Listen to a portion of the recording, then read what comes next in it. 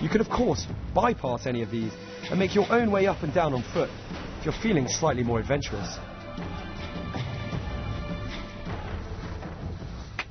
It's pretty tiring just walking up here. Make sure you bring lots of water with you.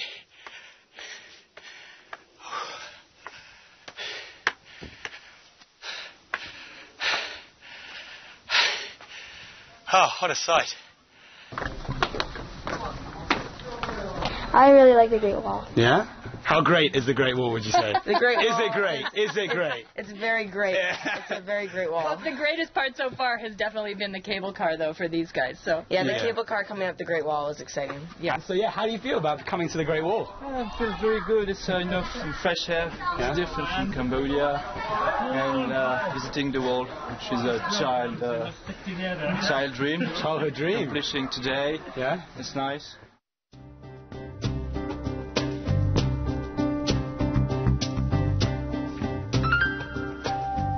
So I'm here at the gate of the Mutianyu Pass, and this is in fact where the generals would allow people in and out. Now on our right we have where the Mongols are being kept at bay, and on our left is where the Han are. But this is also the point where they would have the two groups doing trade and business together.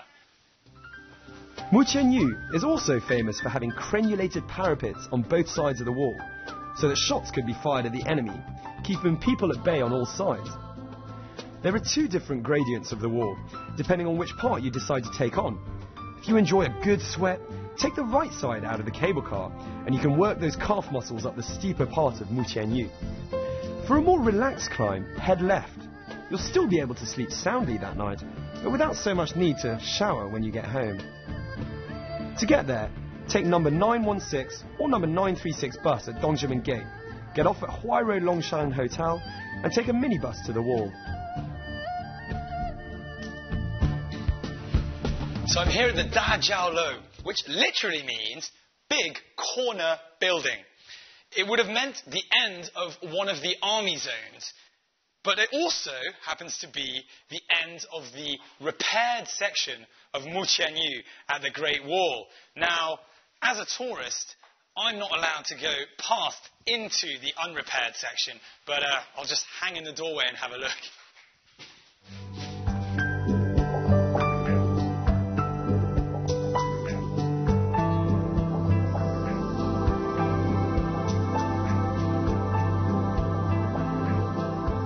If you'd prefer to feel as though you've got the Great Wall all to yourself, head to Sumatoy. It's situated 120 kilometers northeast of Beijing. Hanging precariously onto Yanshan Mountain, it is known for its steepness, ingenuity, and uniqueness. It really is a totally different experience to Mutianyu, more serene, but also much harder work. Not for the lazy. Well, I was up at the crack of dawn this morning so that I could try and enjoy this part of the Great Wall almost all to myself. Now, Sumatoy is not as famous as its more illustrious cousins, Badaling and Mutianyu. However, that doesn't mean you should miss out on it. I personally think this is the most well-kept part of the Great Wall, in that it seems to have a lot less refurbishment or a lot less repairs. Now, we're right on the border of Hebei province on my right and Beijing on my left. But I've got to warn you, it's more of a tip. When you come to Sumatoy, it's the hardest part of the Great Wall to climb because it's the steepest and tallest. So be sure to pack some seriously solid hiking boots. Whew.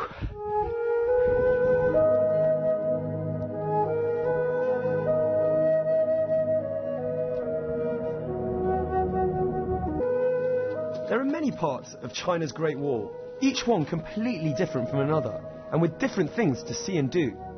Having had a chance to visit a few, I can safely say that each is an attraction in itself.